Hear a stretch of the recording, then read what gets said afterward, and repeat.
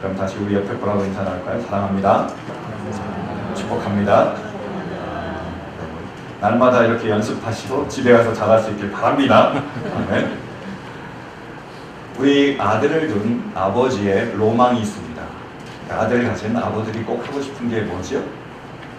그게 목욕탕 가서 때밀어주는 거예요. 아버지는 아들을 때밀어주고, 그리고 아들은 아버지를 때밀어주고, 이것이 바로 아들을 가진 아버지들의 로망이라고 합니다. 근데 제가 아는 성도님의 아버지는 그러지 않으셨어요. 이 성도님의 아버지는 그 어머니가 이렇게 얘기했습니다. 그 아버지에게 이 아들 좀 데려가서 목욕탕에 가서 때 좀 밀어주라고. 근데 그 아버지가 그렇게 얘기하셨대요. 싫다고요. 왜요? 귀찮으니까. 혼자만 가버리셨어요. 근데 이 아들 때를 밀어야 되는데 어떻게 합니까? 그러니까 어머니가 그 아이 손을 잡고 목욕탕에 갔습니다. 여탕이에요. 난리가 난 거죠. 너무 크다는 거예요. 징그럽다는 거예요. 그래서 그 아이가 충격을 받았습니다. 이 성도님이. 평생 그 수치심을 잊지를 못하고 있는 거예요. 여러분 살면서 이런 수치심을 이분만 받을까요? 아니죠. 우리 모두가 수치심을 받고 있습니다. 아담과 하와도 마찬가지예요. 하나님께서 태초에 천지를 창조하셨습니다. 그리고 아담과 하와를 창조하셨어요. 근데 둘 다 벌거벗었습니다. 근데 그때에는 벌거벗었음을 부끄러워하지 않았어요. 수치스럽게 여기지 않았습니다. 근데 그들이 꼭 그 수많은 과일인데 꼭 하나님께서 따먹지 말라고 하신 그 선악과를 따먹고 말았습니다. 어떻게 됐습니까? 눈이 밝아져서 자기의 벌거벗음을 벗게 됐습니다. 수치스럽게 여겼어요. 그래서 자기들의 손으로 무화과 나뭇잎을 따가지고 치마를 만들어 입었습니다. 하나님께서 그걸 보시고 그들의 무화과 나무 그 잎으로 만든 치마를 벗기시고 그들에게 가죽 옷을 입혀주셨습니다. 그 가죽 옷으로 그들의 수치심을 덮어주셨어요. 바울 시대에도 사람들이 수치심을 가지고 있습니다. 여러 가지 일로 자기가 부끄러워했어요. 근데 그 중에 하나가 뭐냐면 복음으로 인해서 그들이 부끄러워했습니다. 복음을 부끄러워했다는 거예요. 여러분 이해되십니까? 복음을 부끄러워한다는 게. 우리는 이 시대를 살면서 그것이 이해가 안 될지 모릅니다. 근데 그 당시로 가서 생각을 해보면요, 그게 이해가 돼요. 여러분 복음의 중심이 누구시죠? 예수 그리스도십니다. 실은 복음이란 예수님의 이야기와 같아요. 근데 그 당시에 그들이 세상의 눈으로 바라보는 예수님은 어떤 분이셨죠? 아주 촌구석에 시골 마을에 가난한 목수 밑에 한 아들이 태어났습니다. 이 아들은 촌구석에 살았어요. 그리고요 집이 가난했습니다. 교육을 받을 그런 기회가 없었습니다. 그래서 30년 동안 내내 아버지 밑에서 목수일을 도와주고 그 목수일을 했습니다. 관절이 일어났어요. 이분이 나가서 막 이야기를 하기 시작하는데 사람들이 몰려드는 거예요. 12명이 제자가 되겠다 그러고요. 그래서 수많은 사람들이 구름대처럼 몰려들었습니다. 그래서 막 하나님의 나라에 대한 성경에 대한 이야기를 전했습니다. 근데 이것에 위협을 느낀 기득권 세력이 있었습니다. 싫은 거예요. 위협을 받았습니다. 그래서 어떻게 했습니까? 대제사장과 서기관과 바리새인들, 그 기득권 세력과 그리고 로마 그 제국과 결탁을 해서 그 예수님을 잡아다가 십자가에 못 박혀 죽였습니다. 예수님은 어떤 분이실까요? 뜰 뻔하다가 잡혀서 죽은 사형수입니다. 실패자. 세상의 눈에서 보면 그 사람의 이야기가 자랑스러울까요? 부끄러울까요? 부끄러운 거예요. 아무것도 아닌 겁니다. 그래서 사람들은 그 복음을 부끄러워했다는 거예요. 근데 사도 바울은 어땠습니까? 복음을 부끄러워하지 않았습니다. 오히려 그 복음을 자랑스럽게 여긴 거예요. 한번 말씀 보실까요? 16절이요. 복음 16절 시작. 나는 복음을 부끄러워하지 않습니다. 이 복음은 유대 사람을 비롯하여 그리스 사람에 이르기까지 모든 믿는 사람을 구원하는 하나님의 능력입니다. 아멘. 바울은 고백합니다. 나는 복음을 부끄러워하지 않는다고요. 왜 그럴까요? 복음에는 하나님의 능력이 있기 때문에, 사람들을 구원하는 하나님의 능력이 있기 때문에 이 바울은 이 복음을 부끄러워하지 않았습니다. 복음이 전해질 때, 복음이 선포될 때 놀라운 하나님의 능력이 나타나며 수많은 구원의 역사들이 일어났습니다. 그래서 바울은 자랑스럽게 여깁니다. 여러분 복음이 전파될 때 어떠한 일이 일어났습니까?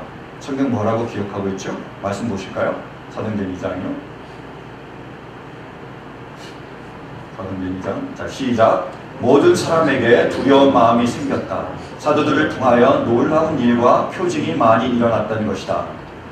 믿는 사람은 모두 함께 지내며 모든 것을 공동으로 소유하였다. 그들은 재산과 소유를 팔아서 모든 사람에게 필요한 대로 나누어 주었다. 그리고 날마다 한 마음으로 성전에 열심히 모이고 집집이 돌아가면서 빵을 떼며 순전한 마음으로 기쁘게 음식을 먹고 하나님을 찬양하였다. 그래서 그들은 모든 사람에게서 호감을 샀다. 주님께서는 구원받는 사람을 날마다 더하여 주셨다. 아멘.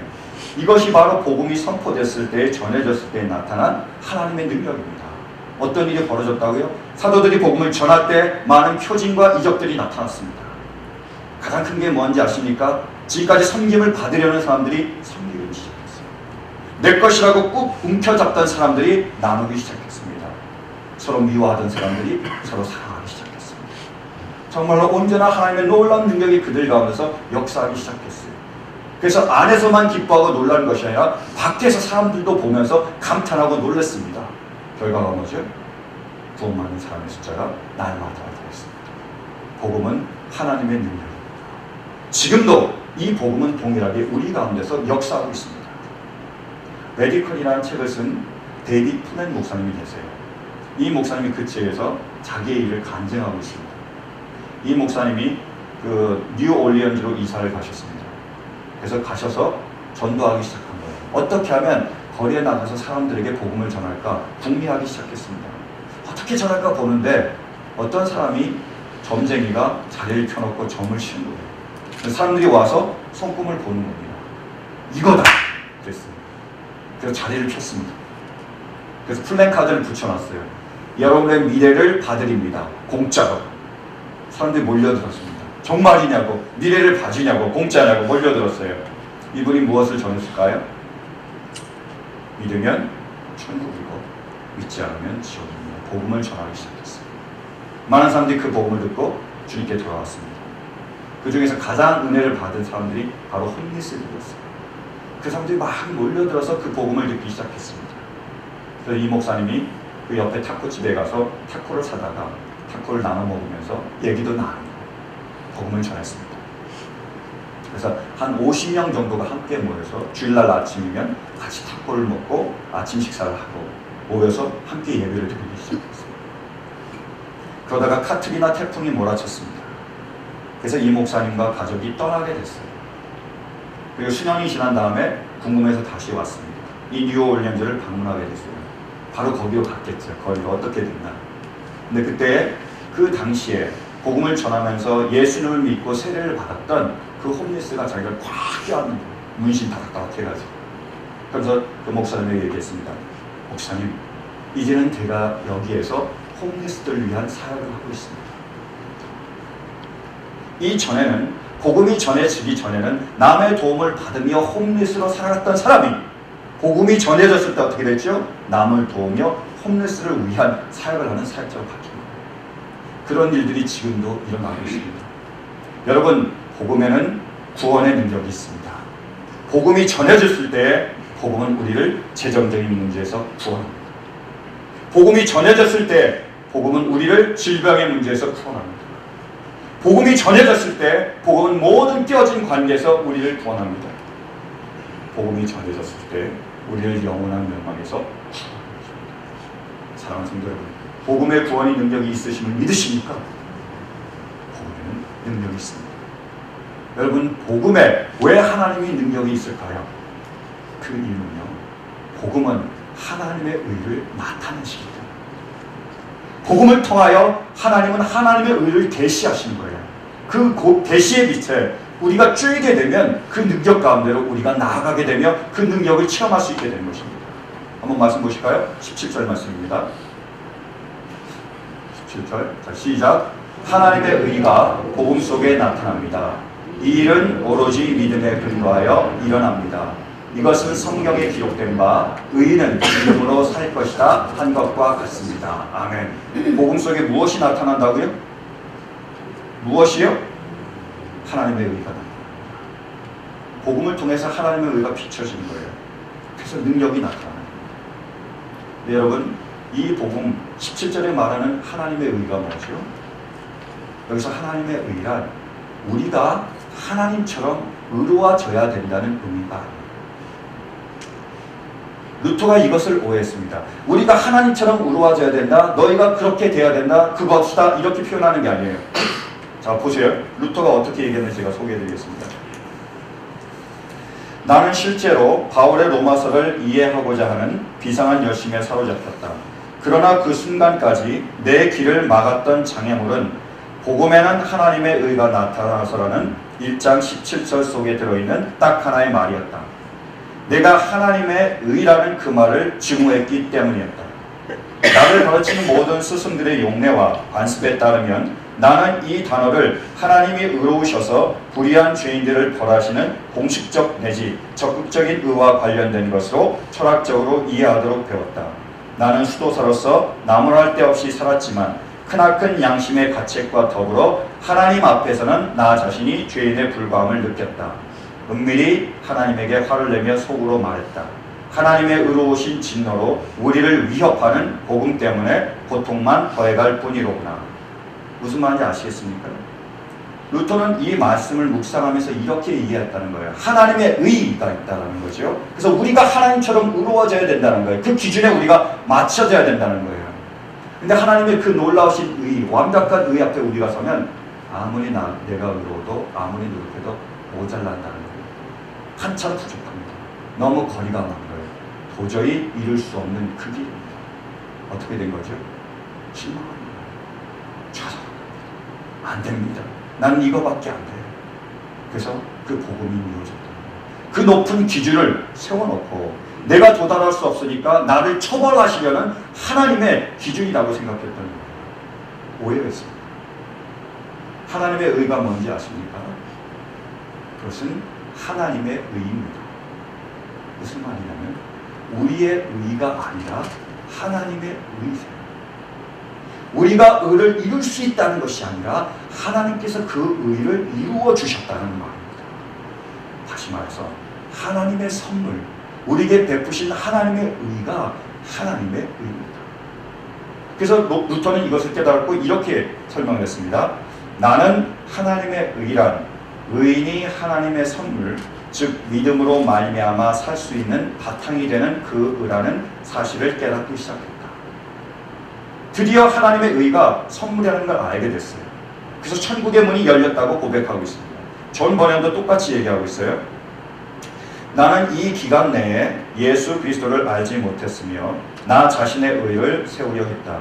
만일 하나님이 자비를 베풀어 본래 내 상태를 더 자세히 보여주지 않으셨다면 나는 나의 의 가운데서 멸망했을 것이다.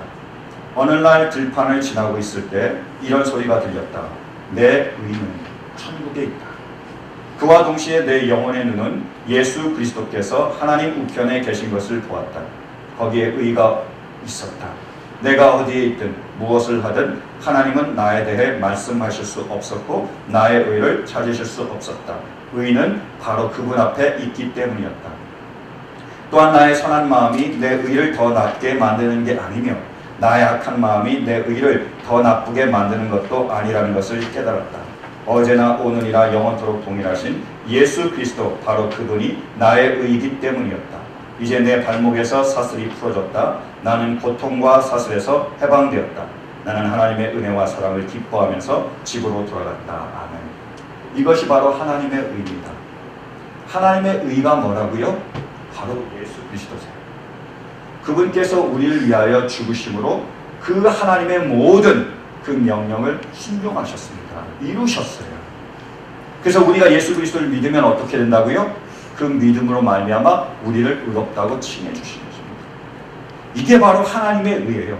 다시 말해서 하나님의 놀라우신 그 완벽한 거룩함 앞에서, 의로움 앞에서 우리는 한량없는 죄인일 수밖에 없지만 도저히 그 의를 우리가 도달할 수 없지만 누가 도달하셨다고요? 예수님께서 도달하셨습니다. 그래서 우리가 예수님을 믿을 때에 우리를 도달하는 것으로 여겨주십니다. 우리의 의는 어디 있다고요? 우리에게 있는 것이 아니라 저 하늘에 하나님 우편에 예수 그리스도께 계십니다. 그것이 바로 하나님의 의입니다. 사랑하는 성도 여러분, 예수님을 나의 구주, 나의 하나님으로 믿으십니까? 이 믿음을 통하여 우리 모두를 의롭게 하셨음을 믿으십니다. 이 믿음을 통하여 하나님은 우리를 의롭게 하셨습니다. 이것을 믿을 수 있는 믿음의 은혜가 우리 모두에게 임할 수 있기를 간절히 축원합니다. 여러분, 우리가 하나님을 믿는 믿음으로 의롭게 되었다는 것이 그러면 무슨 뜻입니까? 이 칭의의 교리가 우리에게 주시는 교훈이 무엇이죠? 그 첫 번째로는 우리가 실수할 수 있다. 로마서 3장 10절은 말합니다. 의인은 없나니 하나도 없느니라. 무슨 말이에요? 이 세상에 의인이 하나도 없고 다 죄인이라는 말입니다. 다시 말해서요, 다 부족하고 연약하다는 거예요. 우리 모두가 부족하고 우리 모두가 연약합니다. 아무도 완벽한 사람은 없습니다. 우리 모두는 실수할 수 있습니다. 여러분, 우리 교회에 실수 대장이 있습니다. 누군지 아세요? 저예요. 제일 많이 실수하는 사람이 아마 저일 겁니다. 제가 처음에 이 교회 부임해 왔어요. 그래서 실수를 했습니다. 그랬더니 이러시더라고요. 어떻게 목사님이 실수합니까? 놀라운 눈으로 쳐다보더라고요. 네, 요즘이야 제가 실수합니다. 그럼 이렇게 봐요. 네, 그럴 줄 알았어요. 그죠? 역시 이러는 거예요. 저는 실수가 많습니다. 지금도 실수해요. 실은 지난주에도 제가 실수를 했습니다. 여러분이 아시는지 모르겠지만 제가 임명을 했잖아요. 하나님의 이름으로, 주님의 이름으로 임명을 하는데 우리 시무장로님 말씀드렸고 장로님 말씀드렸고 그 다음 어디로 넘어간지 아세요? 영의 권세로 뛰어버린 거예요. 시무 권세는 제가 임명을 못했습니다. 저는 몰랐어요. 끝까지 몰랐습니다. 어떤 분이 제가 시무 권사를 호명하지 않았대요. 아니요, 제가 호명했는데요? 했는데 안 했대요. 얼마나 또 시험을 받으셨겠어요. 또 실수를 한 거예요. 어떻게 하나? 여러분, 그런 눈으로 저를 쳐다보지 마십시오. 여러분이 실수 안 합니까? 마찬가지예요. 50보 100보예요. 여러분, 우리가 길거리에 홀랑 벗고 나가면 부끄럽습니다. 수칠 수 없지요. 다 옷을 입고 있으니까요. 근데 목욕탕에 가면요, 옷을 벗고 있다고 부끄럽습니까? 저는 안 부끄러워요. 여탕만 안 들어가면. 그런 거예요. 왜? 다 옷을 벗고 있기 때문입니다. 여러분, 하나님의 의라는 것은 그 의 앞에서 비춰지면 어떻게 한다고요? 우리 모두가 다 죄인이라는 사실입니다. 부족하고 연약하다는 사실입니다. 그것을 드러냅니다. 여러분, 진정한 용기가 뭔지 아십니까? 내가 죄인임을, 내가 부족하고 연약함을 감추는 게 아니라요. 그것을 드러내는 것입니다. 내가 죄인임을, 내가 부족하고 연약함을 하나님 앞에서, 사람들 앞에서 드러내는 것입니다. 그때 하나님의 놀라운 역사가 나타나는 거예요. 1907년에 평양에서 큰 부흥이 있었습니다. 한국 기독교 역사상 전혀 잊지 못할, 영원히 기억될 놀라운 부흥이었어요. 그 부흥의 중심에 길선주 목사님이 계셨습니다. 그분이 어떻게 하셨느냐? 예배 시간에 투벅투벅 나가서 광고를 했습니다. 여러분, 제가 죄인입니다. 숭악한 죄인입니다. 제 친구가 죽으면서 저에게 부탁을 했습니다. 야, 우리 와이프는 무식해서 아무것도 모르니까 네가 이 재산을 잘 맡아가지고 그걸 잘 전해줘라라고 부탁을 했습니다. 근데 내가 그 재산을 정리하는 과정에서 100원을 잘라 먹었습니다. 이제 내가 내일이면 그 100원을 갚아주겠습니다. 저는 죄인입니다라고 고백을 했어요. 그래서 이곳저곳에서 사람들이 일어났습니다. 다 일어나서 나는 이러한 잘못을 저질렀습니다. 나는 저러한 잘못을 저질렀습니다. 다 고백하는 거예요. 놀라운 죄 회개의 역사가 일어났습니다. 그때 성령이 엄청나게 임하시고 놀랍게 강림하시며 큰 부흥의 역사가 일어났습니다. 그것이 1907년 평양 대부흥입니다. 한 사람의 진정한 용기를 통하여 내가 죄인이라고, 내가 부족하다고, 연약하다고 하나님 앞에서, 사람들 앞에서 고백하는 그 고백을 통하여 그 부흥이 일어났던 것입니다. 사랑하는 성도 여러분, 의인은 없나니 하나도 없습니다. 저도 부족하고 여러분도 부족합니다. 우리의 부족함을 온전히 주님 앞에 내려놓을 수 있게 간절히 바랍니다. 여러분, 우리는 실수할 수 있습니다. 왜 그런지 아세요? 우리 아버지께서 책임져 주시기 때문에. 그래서 우리는 실수할 수 있는 겁니다. 왜요? 아버지가 계시기 때문에. 우리 아이들이 가끔씩 학교에서 특별 과제, 프로젝트를 받아서 옵니다. 여러분, 프로젝트를 받아서 집에 오면 제일 스트레스 받는 사람이 누군지 아세요? 우리 와이프요. 왜요? 숙제는 누구 숙제예요? 애들 숙제인데 하는 사람은요? 와이프예요. 자기가 해야 되니까 스트레스를 엄청 받는 거예요. 그리고 그 프로젝트가 잘 안 되면 누가 소리를 치는지 아세요? 애들이에요. 엄마 그렇게 하면 안 돼. 이렇게 해야 돼. 저렇게 해야 돼. 자기네가 큰 소리 치는 거예요. 자기네 숙제인데. 숙제가 누구의 숙제라고요? 애들의 숙제입니다. 하는 분이 누구라고요? 어머니세요. 부모입니다. 여러분, 의로워야 될 게 누구죠? 우린데요. 못 의로워져요. 그래서 의로움을 이루신 분이 누구시라고요? 하나님이십니다. 그것이 하나님의 의예요. 우리 말씀 보실까요? 로마서 8장 29절 30절 시작. 하나님께서는 미리 아신 사람들을 택하셔서 자기 아들의 형상과 같은 모습이 되도록 미리 정하셨으니 이것은 그 아들이 많은 형제 가운데서 맏아들이 되게 하시려는 것입니다. 그리하여 하나님께서는 이미 정하신 사람들을 부르시고 또한 부르신 사람들을 의롭게 하시고 의롭게 하신 사람들을 또한 영화롭게 하셨습니다. 아멘. 어떻게 우리 아버지께서 해주셨다고요? 우리를 선택하시고 부르셨습니다. 그걸로 끝이 아니라는 거예요. 어떻게 하신다고요?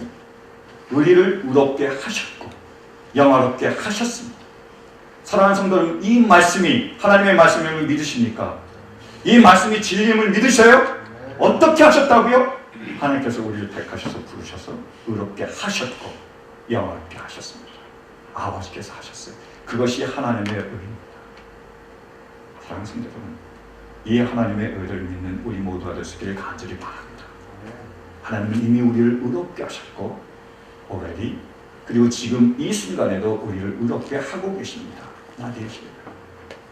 지금 우리가 부족하지만, 지금은 연약하지만 우리 가운데서 살아서 역사하고 계시고 우리를 하나님의 의로 이끌고 계시고 그거를 완성시키는 분이 바로 하나님이십니다. 우리가 죽을 때까지, 주님을 만날 때까지 의로워지지 못할지 모릅니다. 의가 완성되지 못할지 몰라요. 그런데 여러분, 우리가 천국에 가면 어떻게 될까요? 천국에서 하나님의 말씀에 불순종할 사람이 있습니까? 없습니다. 천국에 가면 우리 모두가 다 하나님의 말씀에 순종합니다. 다 그분만을 찬양하며 영광 돌리며 감사드리게 되어 있어요. 완벽한 하나님의 의가 이루어집니다. 누가 이루셨다고요? 하나님께서 이루신 거예요. 부족하지만 연약하지만 지금도 우리 삶 가운데서 하나님이 역사하시며 의를 이루고 계십니다. 그분이 바로 우리의 아버지세요. 그러면 우리는 어떻게 해야 되죠? 그래서 그 아버지를 따라가야 하는 것입니다. 제가 늘 하는 그 예화가 있잖아요. 손이 있습니다. 여러분, 손등이 손입니까? 손바닥이 손입니까? 그렇죠? 역시 최고입니다. 손등과 손바닥을 합칠 때 손이 되는 겁니다. 의를 이루신 분이 누구시라고요? 하나님이세요. 그러면 우리는요, 그 의를 따라가야 되는 것입니다. 의는 뭐라고요? 믿음으로 사는 거예요. 내가 정말 믿는다면 어떻게 된다고요? 살아야 된다는 것입니다. 언젠가 우리 딸이 저에게 이렇게 얘기하는 거예요. 아빠, 나 친구 집에 가서 슬립 오버 해도 돼? 묻더라고요. 제가 안 돼 그랬어요. 그러니까 얘가 다시 묻는 거예요. 왜 안 돼? 제가 얘기했습니다. 위험하니까. 그러니까 이 아이가, 믿음 좋은 이 아이가 이렇게 얘기하더라고요. 하나님께서 우리를 지키시는데 왜 위험해? 왜 안 돼? 그러는 거예요. 제가 대답했습니다. 하나님께서 지키시니까 안 돼. 그렇게 얘기했어요. 여러분, 어린 아이가, 그것도 여자아이가 남의 집에 가서 자는 것은 위험합니다. 하나님께서 그것을 아세요. 그래서 뭐라고 얘기하신 거죠? 슬립 오버 하지 마라. 그래서 우리가 그 하나님의 말씀을 듣고 그 하나님을 따를 때 어떻게 되는 거예요? 안전해질 수 있습니다. 근데 아버지께서 그렇게 얘기하시는데, 아버지께서 그렇게 우리를 이끄시는데 우리가 따르지 않는다면요, 우리가 우리 마음대로 한다면요, 아버지와 상관이 없습니다. 어떻게 안전을 보장할 수 있습니까? 마찬가지예요. 손등과 손바닥은 같이 가는 겁니다. 하나님께서 우리를 의롭게 하셨음을 믿으십니까? 그러면 우리가 어떻게 한다고요? 그 의로움을 따라가야 되는 것입니다. 부족해도 연약해도 다시 일어서서 한 걸음 한 걸음 하나님의 의를 향하여 나아가야 됩니다. 그때 하나님께서는 우리를 통하여 아버지의 의를 이루십니다. 사랑하는 성도 여러분, 우리는 부족하고 연약해요. 그죠? 다 실수합니다. 괜찮아요. 중요한 게 뭡니까? 다시 일어서는 겁니다. 그리고 한 걸음이라도 또 한 걸음이라도 더 하나님의 의에 가깝게 나아가는 겁니다. 그럼 정말로 우리 하나님께서 우리를 의롭게 하셨음을 믿으십니까? 그 믿음으로 살아갈 수 있는 우리 모두가 되시기를 간절히 바랍니다. 하워드 핸드릭슨이라는 그런 기독교 교육학자가 계세요. 이분이 설교 중에 하신 간증 내용입니다. 이분이 주일학교를 맡아서 아이들 가르치고 있었어요. 근데 그 아이들 중에 주일학교 중에 천재가 있었습니다. 이 아이는 성경을 600구절 이상 암송하는 거예요. 우리가 얘기하는 주소까지 다 아는 거예요. 몇 장 몇 절. 대단한 거예요. 사람들이 다 칭찬합니다. 별로 여러분들은 감동을 안 하시는데 한번 여쭤볼까요? 여러분 얼마나 몇 구절이나 외우실 수 있으세요? 여러분 요한복음 3장 16절 뭐죠? 너무 쉬워요? 그럼 요한복음 7장 18절은 뭡니까? 천재입니다. 그러니까 그 아이는 우리가 다른 거예요. 사람들이 칭찬한 거예요. 근데 놀라운 건 뭐냐면, 이상한 건 뭐냐면 주일마다 자꾸 헌금이 없어지는 거예요. 계속해서 조금씩 그러다가 점점 더 많이 없어지는 거예요. 그래서 안 되겠다 싶어서 조사가 들어갔습니다. 결국 범인을 잡았어요. 누군지 아세요? 그 천재 아이였습니다. 그래서 이 핸드릭슨이 그 아이를 불렀어요. 자기 주일학교 학생이니까. 너 왜 그랬니?